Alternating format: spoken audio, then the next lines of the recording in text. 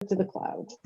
All right, perfect. Well, welcome everyone. This is going to be a great session of information sharing about how to get business, how to increase our business. And I think no matter how far into this world you are, it's always an industry that you can continue to grow in. And it's, I think, from what I've heard, the only industry that there is no physical financial cap on.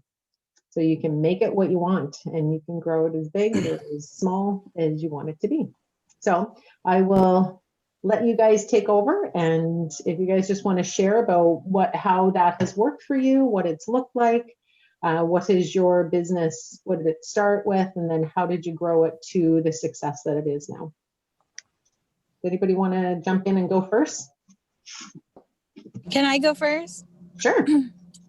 Okay, so I can't stay too long on the call, but I'm going to go first. So, when I first entered the industry and seeing what I was competing with, I found it pretty, what's the word I'm looking for? Pretty intimidating. Exactly. So how can I intimidate with that? And I was talking to another agent who basically said to me, there's plenty of business to go around. And when I started thinking in that type of mentality, I'm like, you're absolutely right. I took that course that we had at KW, and it was with Bonnie. I forget her last name. But anyways, what she did was she did like a marketing type course, and how she ran it was she helped us target our target market or target audience, and then instead of taking the whole pie, you just want a little piece of the pie, right? So in doing that, with taking a little piece of the pie, I realized I do have a specific demographic and a specific audience that I can contribute to. Mm-hmm. And in doing that and thinking like that way, my audience is first-time home buyers because of my age. Especially if I want to relate to clients that I want to work with. So I first started networking with people so I can find free spaces to hold Halifax home buyer sessions. And especially we're new in the industry and I don't have a lot of money, I can't afford leads. So anyways, with this Halifax home buyer session, although I may not have you had to register first, and I did it in such a way that I could capture people's information and send them information even if they don't attend the home buyer session. So it's still a lead in a sense, but I didn't have to pay for it. I didn't have to do anything, and I had a free space. And of those 2 home buyer sessions that I was able to do before COVID happened, I did 3 transactions with 3 different buyers. So and it wasn't they weren't big audiences. It was probably like 7 people. There were 7 people in the first one, and there was 5 people in the second one. Mm-hmm. And then I got a whole list of emails from people as well. So that was one way that I used aside from social media to get leads and starting out. Yeah.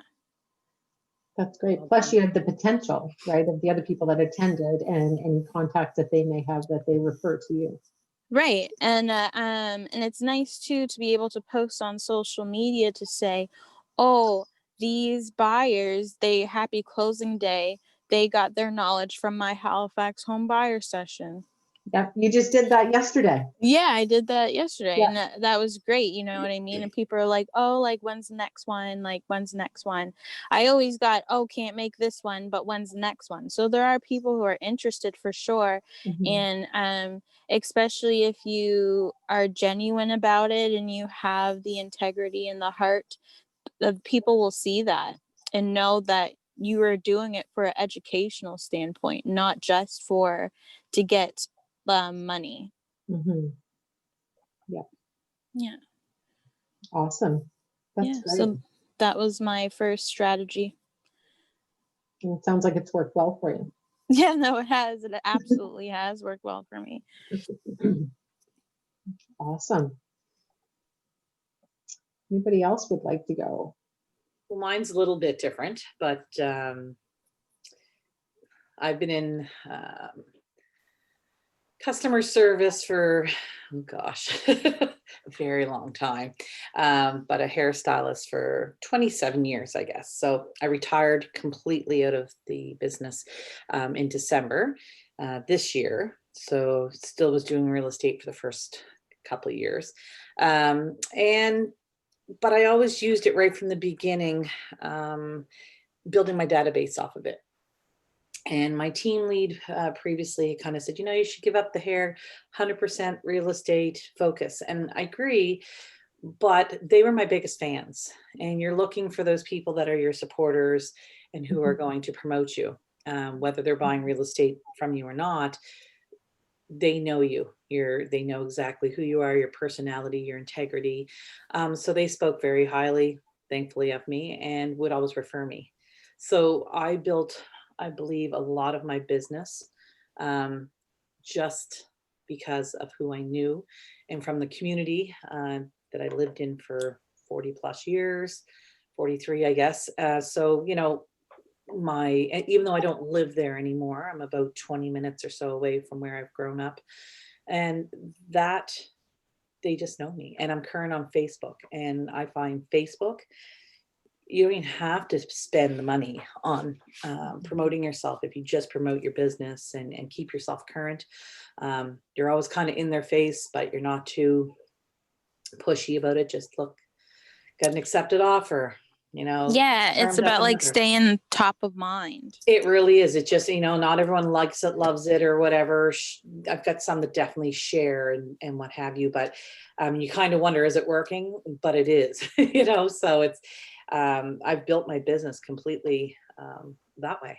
And not even so much that I had to reach out a lot to my database. I do a few times a year with, you know, holiday greetings or birthdays or anniversaries and things like that. But mainly, if you have your database, hopefully all on Facebook with you, that is where I feel that I have grown in strides, I guess.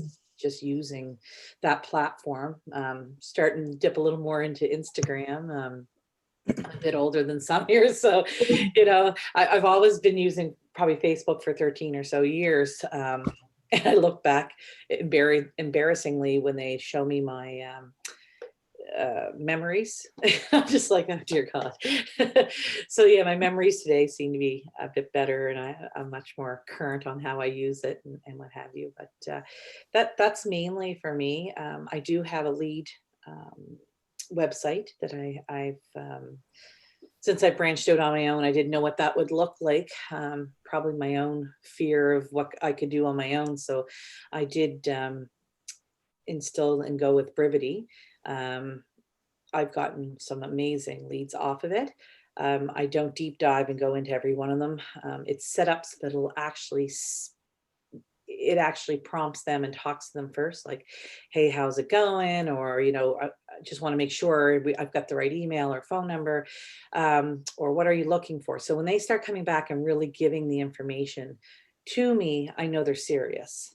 You know, the ones that set themselves up with some fake name, you can really tell, you know, I don't waste my time on them, and you can kind of tell what ones to trash and what have you. But I've had some really exceptional sales out of it. Probably in this past year, I don't know, probably $3 or $4 million, like outward sales, like, you know, not my commissions, obviously, but overall, they've had some high priced people. One was actually an $800,000 new build condo at the Roy that just closed a couple months ago. So you don't need a lot. And then you can feel okay about, I guess, having a lead site and spending the money on it. So Maureen, can I ask how much you spend a month on that? On Brivity? Yeah. I'm on my own now because my partner has moved on. So I'm just a single agent, but I'm probably about, it's probably about $500 a month So you have to be willing to invest. So that is, Right.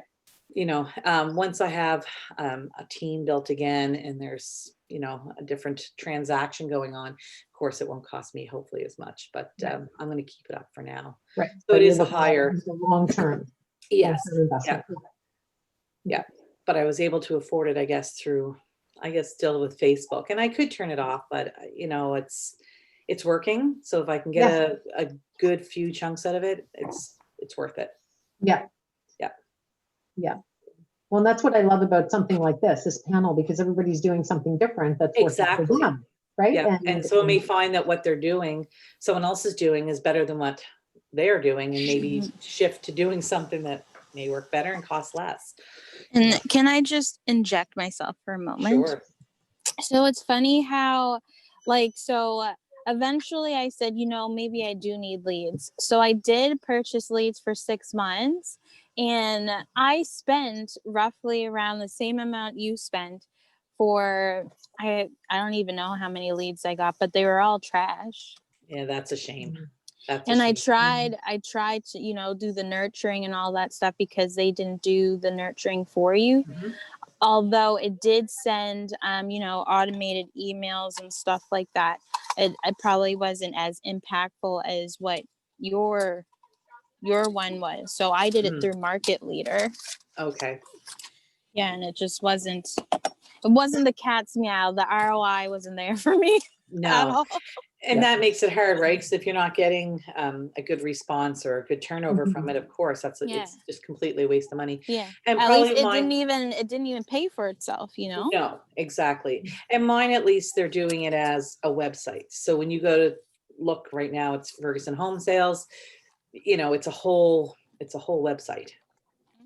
Just like you would if you went on Viewpoint or what have you, except it'll be my picture, and contacting me type of deal. And so maybe some of that difference too is it's not an automated email, but it's actually what do you call them, a bot, where it engages, where it's automatic responses, and depending on what their response is, it cues the next question to engage them, and it feels interactive. Yeah. I know it feels like there's somebody on the other end of it that's actually typing the questions out, but it's all computer, but it's all generated. Yeah. Mine has set up for like a 10-day pane or whatever they call it. So it'll prompt every day, and sometimes it's text, sometimes it's an email, and it just depends what comes back, whether I feel that they're a lead worthwhile chasing. Yeah. Mine with Market Leader, it was, you had the website, but it was just emails. Okay. And then you would get an email, oh, this so-and-so turned off their subscription. It's like, great. Most of mine will say, oh, sorry, some will actually say, I've got an agent. I was just dropping on to, look at a house or something like that. It's interesting because if you have an agent, you shouldn't have to be searching. The searches should be done for you and sent to their email. That's so true. Yeah, I think that's the important part, is making sure the leads you do get are definitely nurtured properly, or searches set up. Like I honestly, I use the website to capture. And when I feel like they're qualified, I put them in Collab, just like on Paragon. That I know. They're getting exactly what comes on the MLS as quick as it can, right? And then they have to direct contact with me, so I don't miss anything. I use Market Leader for a while as well, and they're supposed to qualify those leads, but you get an awful lot of bottom feeders. I want to buy a 3-bedroom, 2-bath house in Halifax for under $100,000, under 80. And you send them back a note saying, okay, do you want a lot or do you want a trailer? Because that's not happening in Halifax. You can't even get a mini anymore. Yeah. Yeah. All right. Would anybody else like to share? Thank you, Maureen. And it's really helpful, right, to hear about the different lead capturing sites, because some of them work really well and some of them are not as effective. Yeah. And I also want to share too, maybe I just wasn't ready to convert those type of leads as well. But to me, I get way more success from Facebook ads and sponsored posts than what I did from Market Leader. And it no shame, no foul or whatever. I'm sure there's other people who have lots of success with those websites. Just me personally, it wasn't Not for your me. thing. Yeah. It wasn't my cup of tea. And I And find too with my demographic, me too, I'm very cautious of what I put into people's websites. So Mm. I am one of Mhm. those person who put in my iCloud email and a fake first name and last name. Like that's me. 100%. So I understand that I probably wouldn't get the leads that I want from those websites or Right. from those paid leads. And also you're a hairstylist as well, correct, Allie? Yeah, I was. Yeah. I'm not anymore. Oh, you're not. Okay. Yeah. But did you keep congratulations. Did you keep those people? Did you keep that, Yeah, so good. actually I just helped one of my instructors and I'm helping 2 more instructors. So that's good. Who- You'll build a good base from there. Yeah, and I did help a former employee of mine, and yeah, so there is that database as well. And I did do like competitive cheerleading, and so I have that database as well from sports and all that stuff. I just find with hosting events, like you're able to more target those database and give them value for your, like you're able to Your give them knowledge. value. Yeah. Knowledge. Yeah. So they can see, oh, maybe we should use Allie, sort of kind of thing, you know? I also dove into and made sure I friended everyone on Facebook that were my children's friends. So my daughter was like, why are you friends with, so and so, right? It's like, because you guys are all at the age buying homes and everyone knows Brooke and Brad's mom. I was loved and trusted. So and I am motherly. So, and I've gotten quite a few and more, that are set up to futuristically be buying. So that's worked to my advantage as well. That doesn't work very good for gray-haired old men. Go after the grandchildren. Depends on how many kids you have and what the range Right? is. You should be that's good, a Grant. good point, Grant. Yeah. Yeah, you'll be set up well. Even bigger than you Oh are now. yeah, extremely well. I've helped several of my kids' friends in the last couple of years. Yeah. It's just getting to that. So I can share now if you guys are ready for me to share some. Yeah. Okay, so I check every year. I look back in my business and I see that I always try to track like where everything comes from, and well, I guess I track it through the year, but I always check back in my notes, and typically between 93 and 95% each year comes from repeat and referral. And right from day one, I guess I became a fan of Buffini, Brian Buffini, and just everybody needs to grab onto something, right, when you're starting out and some way to learn. And I could relate to that. So I think I was fortunate, for me anyway, just for my personality and the way I wanted to grow my business, that I kind of grabbed onto that. And I mean, there's several different, that's just one example of somebody that's been successful going that route. But what I found was that it's been 14 years and I've never bought leads from the internet. Not that I haven't thought about it or even, considered a couple times, almost hit the button and almost did it. And then I keep going back to, what a lot of people have taught me along the way is that, people will buy from people that they know, like, and trust. And then, of course, there is that group, though, that segment from the internet. That's why they say the numbers are so low. But there's that segment out there that are reaching out that don't know anybody. Right. So they need to find an agent that they know. So I do know that that is actually a good option. And I might try it sometime soon. But for now, I've been just working with the people I know. So just for an example, I mean, there's, I guess what I've done is I've taken the white glove service approach, right? Said, okay, how am I going to give the very best service that I can possibly to my clients? So even if I had like 6 clients to work with and that's it, if I if I did a really good job of taking care of them, then I don't even have to ask them for referrals. They're going to send them my way. And if it, if it kind of boils down to the fact that people will do business with you if they know, like, and trust you, then, you try to get to know more people and, make sure that they like you and obviously that they can trust you. So I've met some people, strangers along the way, that within 15 minutes of standing in a lineup to get a, cold beer at the Kenny Loggins concert at the family reunion, and you have a chat with somebody, and next thing you know, I've done like $3 million worth of business from referrals from that person.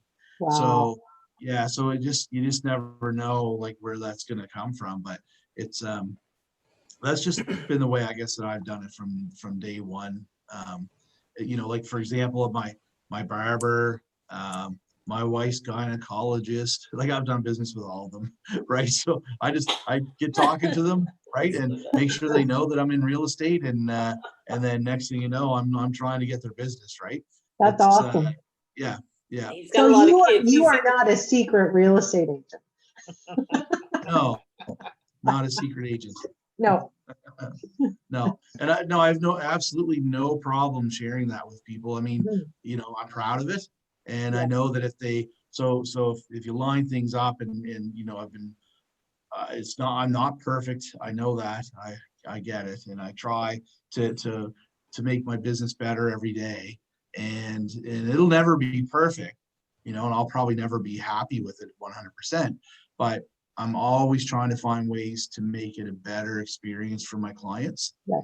And when you get people that have done business, 2 or 3 times with other agents, and then you can actually blow them away with your customer service level, then they're telling their friends and they're telling their kids, like, this is who you're going to work with, right?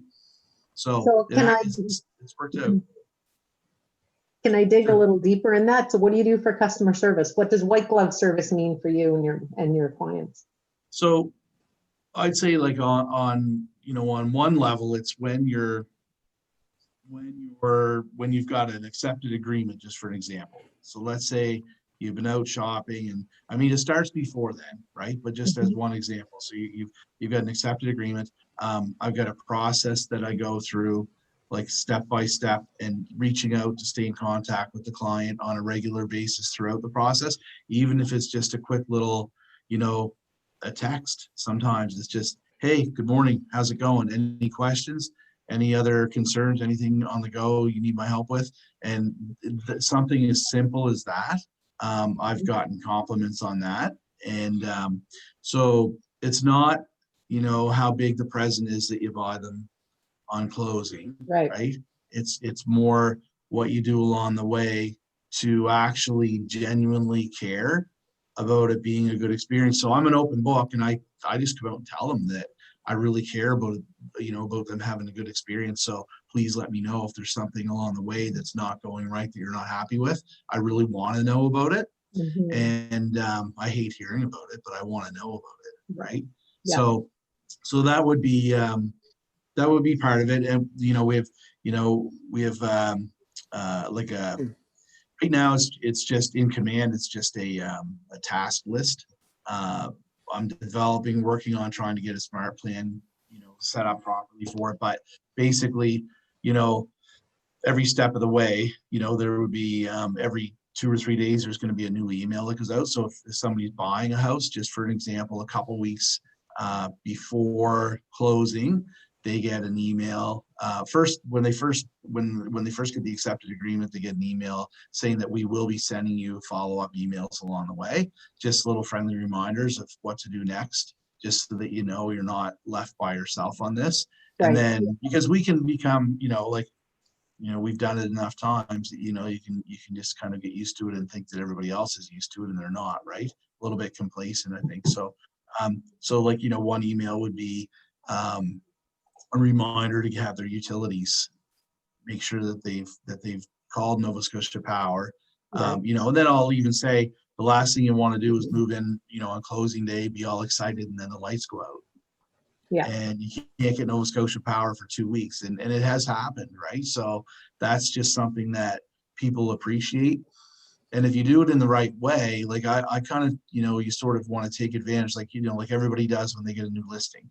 They want to make sure that they take advantage of that on social media and kind of like milk it for everything, right? Mhm. And I do the same thing. Like, if you get one sold, you're going to post a sold sign. But I also go to the house and take a picture of the sold sign and post it, right? So you want to kind of get the best out of that. Well, why wouldn't you want to get the best out of your efforts to look after your client, to do the best, create the best possible scenario for them, the white glove service? Mhm. So, if you're doing that, you should really, take advantage of it. If you're actually going the extra mile for them, make sure that they know it and express it to them. Right. So, for example, when you send that email, then follow up the next day with a call and say, hey, want to make sure you got the email. I just want to make sure, like I said before, that it's a nice, pleasant experience for you, that it's because it can be an emotional roller coaster. So I want to make sure it's a pleasant experience. So I made sure that we set up an automated email to go out to you to remind you to call Nova Scotia Power. This is one example, right? Okay. And so they, like some people think that they can get sick of you. And that's why every now and then you would just send a text. A lot of times I call them.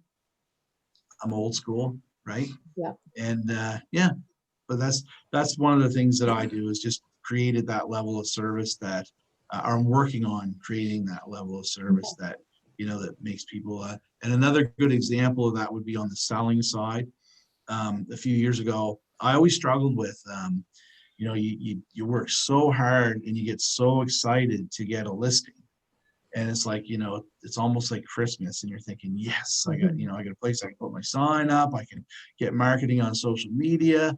And one of the things that I heard from people along the way so many times is that, and I kind of get sick of hearing it, and I can feel their pain, is like they say that the agent is so excited and so thankful. They work so hard to get that listing. They put the sign up, they got a 6-month listing, and 5 months and 3 weeks later, they get a phone call from them. And it's the first time they heard from them. And they're saying, would you like to relist? And that's just not right. And it doesn't work. So I thought, well, how can I make that like, a whole lot better? And I was already doing it a little bit different than that, but I've implemented a process there too. So when I get a new listing, and I explain to them that I've learned this over the years from people saying that, the last thing is that, they put the sign up or they get the contract signed and then they never hear from their agent again. Mhm. And I said, well, you'll probably get sick of hearing from me because I might reach out to you a little bit more often than that. And what I found is that when I do a schedule, so there's a schedule, just a system, right? Systematic approach that we're all about systems. So once every 2 weeks, they get a report. And the report is kind of a marketing type piece. It's flashy and, and it says, really the content in it is, basically talking about the number of hits on each site that they're on, the ones that we can actually measure. But it names all the sites that they're being marketed on. And then the ones that we can measure, we talk about how many viewings they had, or how many hits they had on that site. And then also any kind of discussion I had back and forth from inquiries online, they'll get a little summary report on that. And then the alternate week, I just give them a call or send them a text, say, hey, how are things going? What I found is that along the way, it used to be really hard to convince them to drop the price. Because when we need to, if we've been on the market for a month and we still haven't sold, we should really relook at the price. And following the system that I'm using now, they actually reach out to me and say, should we drop the price? And so a lot of times I say, not just yet. I always treat it like it's my money and we're not ready unless you really, really want to, but why don't we give it another week and see what happens? Mhm. And then they're more than ready, willing, and able to drop the price when the time comes. Yeah. It's a good approach. Yeah. So this is about how to get clients. So that is still how to get clients, right? Because those sellers, now I've gotten a lot of listings that way or other clients that way, because some people would have been listed with another agent for 6 months or 3 months or whatever.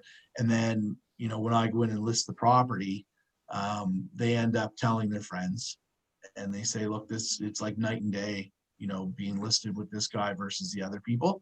And so that's just another way, right, that you get the referrals. Yeah, For sure. it's great. All right. I guess I'll go last. So I'm kind of going to piggyback off Grant a little bit. I'm more of the like long-term salt of the earth, like kind of like slow growing. How I'm treating my business. I despise cold messaging people on Facebook or through a lead site. I haven't bought leads yet. I don't plan to. I have done a couple Facebook sponsored ads. The leads you get from them, I think I've probably gotten 20 or 30 over the 2 or 3 ads that I've done. And I think only 2 people have actually written back, and they're usually just like, oh, I was just being nosy. So I think just sitting in front of my computer every time one of those comes through, and like, I think it's just a waste of time, considering that 99% of them are junk. So I'm big on face-to-face. I find you're going to grow a relationship a lot faster and a lot stronger doing that. So if I'm going to lead generating, I'm getting in the truck and I'm going to places of work, stores, wherever, like that I know people, because I am warm. I don't like just cold talking, like hitting the mall, like the old, like Brenda Kay's famous story where she got hauled out of the Micmac Mall for spamming everybody she met in the hallway with a business card. So I I'll would like, have liked to have seen her being escorted out, because I'm sure she was handing them out to people and to the security guard as Oh, she was going guaranteed. out the door. so yeah. So like, I like Grant, I'm tracking everything with, in command with the different tags. And I actually I have a Dartmouth Dodge tag. I mean, I worked there for 10 years. Like I've done 4 transactions, I think, out of that one dealership since leaving, and know many people who have gone to different dealerships, big friend groups, and like all the different trades, and trades guys buy houses. It's a good thing. So I go out and I just go face to face. I do a little bit of social media stuff. One big thing I'd noticed that's really starting to work out. I changed my Instagram name to HFX Real Estate, like after like Alex Malcolm _ HFX Real Estate or something. So every time you like someone's post, that word goes across their screen, because everybody checks who likes their posts, and it's starting to ingrain in people, I think. And I'm getting a couple messages through Instagram now. But yeah, I think just the long-term repeat and referral, really just following up with people. It might take a year and a half before they transact, but I mean, I'm definitely seeing the benefits of it, because I'm going to cap this week since July. Nice. So it's going well. Congratulations. Capping's fun, eh? It is. I'm more excited for the closing after capping. Right. Yeah. I was shocked I capped really early. Yeah. I usually try and manipulate it so I don't cap before almost the end of my anniversary. But this year I was like, what, I capped? Yeah. So it's just a different strategy that I like to use, but it was surprisingly nice to go, oh, all right. Yeah. So Yeah. quite a few months, 5 or so, almost halfway, yeah, I guess through my year. But yeah, and like Grant, I'm not ashamed. Like, so many people are a secret. I mean, everybody wants to talk about real estate. So why wouldn't you say you're a realtor? Because Absolutely. odds are they're going to be, how's the market? Oh, this place sold down the road from me, blah, blah. I can't believe they got this much. I mean, you're just going to create a little dialect, and 99% sure you're going to pass over business cards. So it's another thing I make sure, no matter if I'm going to get potatoes, I have a business card at least on me. Because yeah, getting them cards out and just making convo, it's going to go a long way. For sure. And Maureen, if you're getting close to capping and you'd like to cap manage there a little bit, you can just send referrals my way if you want to. One strategy. Scottish Grant, like I want all the money. No, it's not gonna hurt. So kind, Maureen. He's so Give it a kind. shot. Right? What a It's a shot. sweetheart. And if you bog Grant here to down, I'll help. take a couple. Yeah. We're here to help, Maureen. I We're know. a You family. guys are so thoughtful. We're a family. Yeah, you're right. We are. Listen, I think you've got me beat, Grant. You're like my icon of what I look up to. So, Oh, I'm just the Oh, eye candy wow. of the see. That's a tire pump. Yeah, that's it. It's a good thing I got buttons on my shirt. I can get it off. It's been a good year. I mean, this year is not like other years anyways. So we don't even know how to, what's this going to look like in the following year, 2, 3. There's so many different whispers as to how this market is going to play out. And I find, because we've been working at such a high pace level, I'll speak for myself, I guess, because I don't know if everyone else has had that experience. But I find there's been a little lull in the last few weeks, and I'm kind of like, I'm so used to the new normal of working at such a crazy pace of probably close to 18 hours a day in some cases, that now I'm like, oh God, I don't know what to do. Yeah. And then I have to like smack myself and say, just take the breath, because it's going to ramp back up again, right? So, And yeah, it will. yeah. Yeah. So it's not over with what the market's doing, but it's just weird when we're used to working at that pace that you have a little break. But to remember, that pace really isn't sustainable either. No, because it's you not. end up being burned out. So like you say, you need to make sure that you're taking that time when it comes your way. Exactly, which I have been. Yeah. And it's given me a great opportunity to spend more time with my daughter and to get her ready Yeah. as well. So this has been quite actually a nice gift to have a little quiet time and, Nice. Yeah. and train her the way I was trained. And, So now's the time, right, to start calling your database again, reach out to 10 people a day, 10 contacts a day. That's not hard, right? That only takes an hour. And then unless that you get way, a couple of good right? ones that are half-hour phone calls. Yeah, well, a couple doozies, right? But Yeah. You always get like the Gary parent. Keller's right in his book, right? Like you got the highs and the lows, right? So true. So true. This Yeah. is a good time to do it. I think because I'm probably, Maureen, you and I are probably close, but probably the youngest, or at least like right here talking right now. But Youngest, Alex, you're too sweet. youngest career. Mama. I like two big things that I have noticed and had to change about my mentality is long-term leads. I was bad for brushing them off early on. Like, hey, yeah, well, we're thinking maybe by next spring, potentially the spring after. Well, and I would be like, oh, when you chat with them for a little bit, and then they kind of just fizzle away to the back of your database somewhere. I mean, at the end of the day, like one of my mortgage brokers I'm working really close with, like he said to me, guess what? You're gonna need an effing paycheck in May of 2022 too. So true. Like, Future business. so like, don't forget about them. And another one is like, it sounds cliche, like the Gretzky line, like you miss 100% of the shots you don't take. I was given a referral of sorts over a year ago for a big chunk of land that was a bunch of different parcels for the Catholic Church, the Roman diocese. And I was like, they wanted a formal pitch in a boardroom with like, what are you going to do? What are you bringing to the table? What are your timelines? Yada, yada. And for like about an hour after I took the initial call, like I was just going to like not do it because it was scaring the shit out of me. You got in your own head.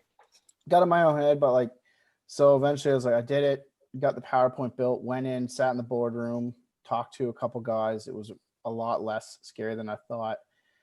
I got the 7 listings, sold the 7 listings, and took another seller and buyer lead through 2 closings, all from that one client.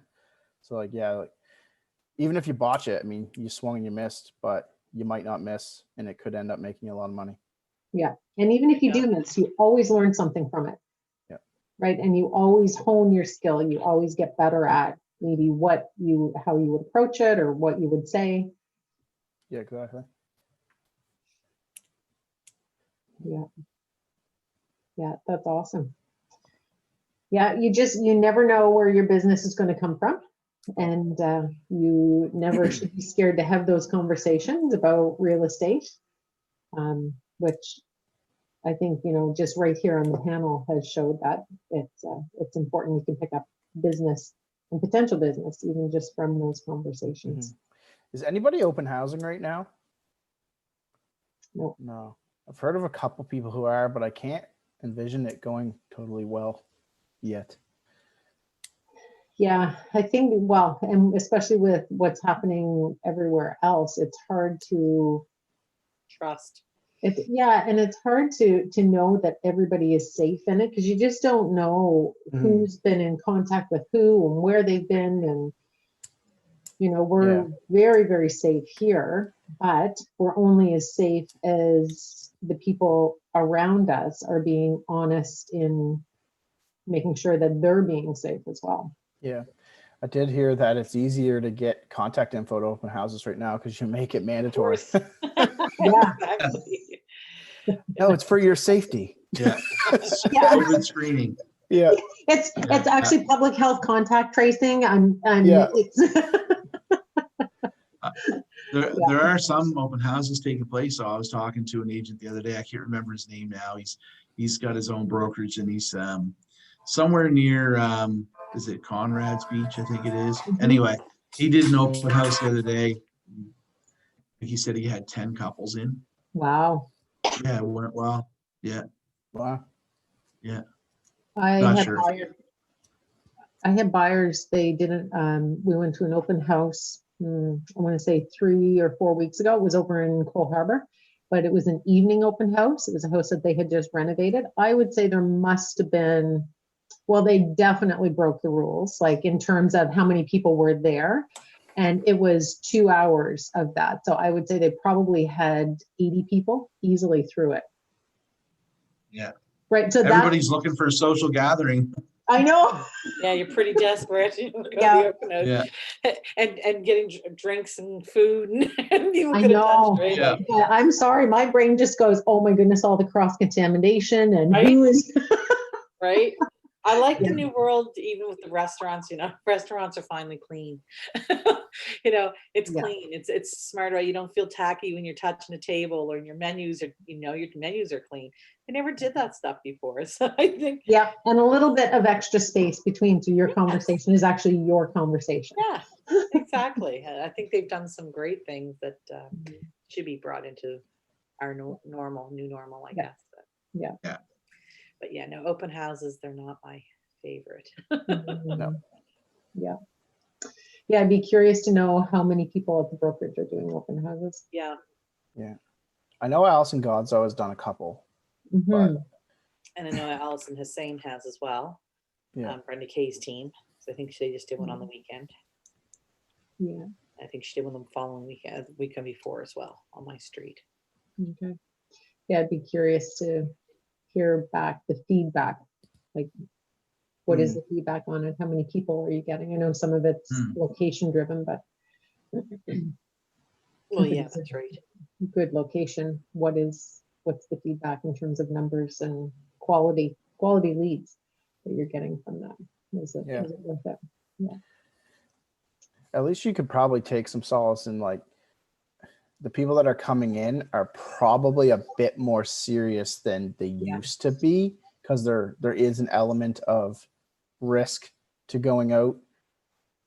So I guess It depends on who you are though, Alex. Like some people, they're just, bored. they don't see it because of where That's we what they live. do. They don't see it as an issue at all. We're safe and we can do whatever we want. Mhm. Yeah, there's still those. Yeah. So does anybody have anything else that they wanted to add? This has been really good. It's been a really good session. I think. Things Chuck? not to do. Is anybody one thing that you've learned not to do? Not to do. No. No, I don't I have think. to really think about it. You should have threw that question out. I know. For us to I know. think At the of it very ahead of first. time. Yeah. Yeah. I don't know. I don't know. It's a great career. Yeah. It's allowed for, a whole new world for myself. Yeah. I was always self-employed, I guess, majority of my life. So, Mhm. but yeah, this is a whole new dynamic. And so I don't know, even if I did something wrong or, it didn't work, it's still all part of a process. I Mhm. think you're in this career, you can learn to grow. There's so many different ways to grow, and just find out more about yourself. It allows you to. I think, yeah, and I think it depends on how you want to grow your business. Mm. For me, some of the things I chose not to do was to never judge a book by the cover, Yeah. and never turn away business. I've had a lot of people that, hey, I don't like to go to this area or that area. And I understand geographically you want to be smart about that. I get that. But some people will discriminate against the size of the sale. Right. It's a vacant lot or whatever. I'm not too interested. And I found that if you do it the right way and you're taking care of your clients the way you should, you're going to get them back again. And they might have bought a vacant lot from you, but it'll be 3 or 4 or 5 years later, you're going to sell their $400,000 house for them. Or 3 weeks later, you're going to get a call from them or from their cousin. Yeah. Right. That's just Yeah, the way all it about the goes. So referral base. that's Absolutely. always been my rule of thumb. Yeah. Not to turn away business and Mhm. not to judge a book by the cover and not be, fussy about what I sell. Yeah. That's a good point. Yeah. I was just about to say the same thing. Like, just don't disqualify either the person or the deal. Like, Excuse me. like you said, Grant, like you got to draw the line somewhere geographically. Like, can't be running the show houses Nanniganish 3 nights a week. But I mean, if it like my rules if it's within an hour, I'm going no matter what it is. I mean, once it goes past an hour from home, then it has to, I just made my own rule. Like, I kind of just, now it's got to be a case by case thing. Like, I might not know the neighborhood at all. Or is going an hour, 3 hour round trip worth that $85,000 gross commission? And if it was a referral from one of your past clients, for me, that's usually where I'm like, okay, yeah, I gotta go. Yeah. It's not so much the showings if you're going to go, it's then the, inspections, final walkthrough. So, you're doing that travel at least in triplicate, at least. Yeah. Like, I did a deal this summer in Kennetcook. I mean, Kennetcook from where I grew up wasn't too bad, but Kennetcook from damn near Peggy's Cove is a haul. So yeah, I was an hour and 45 minutes one way. And by the end of it, it was like, hey, I've definitely spent some money in fuel. Yeah. And your time. And I like to relate it back to before I get into real estate. If I work a whole week and made $1,000, like 40 hours a week, right? That's pretty decent money. And so if I drive for an hour and a half, 3 times, 5.5 hours of driving, that's a lot of driving, right? Mhm. And spend $300 or $400 on fuel, but I still made $2,000 or $2,800. Yeah. If it took away from other work and that would be a business choice you'd have to make at the time. But if you're slow and there's not much on the go, that's always been the way I've done An it. adventure. You just gotta change the mindset. Road trip. Road trip, that's right. And you don't know where that business is going to lead as well. No, down the that's road. go. Exactly. Yeah. Yeah. No, it's all about filling your funnel. It's all about trying to and build those relationships. So even if it is like a 3-hour drive one way, then being able to connect them with a good agent and being able to have that relationship of that, they're in good hands, and then to be able to stay in contact, because then they're going to refer you business in your area, hopefully. Yeah, exactly. Yeah. So. All right, guys. Well, I think it was very good. I know there's a couple of newer agents that are wanting to listen to the recording, so that'll be great and very helpful as well. really appreciate you guys taking the time to do it. I know everybody's busy, but yeah, there's been there's a wealth of knowledge and experience in this Zoom room. So very much appreciate it. Really appreciate you guys taking the time. So if anybody has any My final comments, pleasure. now would be the time. I don't think I'm It was good. my pleasure. You guys enjoy your day. You too. You too. Hope Work to see hard. you guys all in person soon. Someday. That would be nice. That's, I think, That'd the be biggest nice. thing, starting to miss socializing just with our own fellow colleagues. I know. It's a good I thing know. you're in a social business, but it's, I won't lie, last week at the meeting when they said the Christmas party was kaput, and I'm just like, "Ugh, not one more thing, right? It was No. really missing everyone. So Yeah. That sucks. My Yeah. fever and sore throat would be gone by then. Yeah. Oh, Grant. Just in time for your cough to start, Grant. Yeah, exactly. That new cough. Or worsening, new or worsening cough. Yeah, exactly. The How's new your temperature? COVID. That's it. You're recorded. Everybody knows. Yeah. I know. I'll be Oh. shunned. All right, guys. Well, Thanks thank much. you again. Really appreciate it. All right. And hopefully everybody has a great rest of your day, great rest of your week. And thank you to those that were able to join and to those that will be listening, in future days. All right. Take care, guys. All right. Okay, bye. Bye, Bye. guys. Later. Thank Bye. you.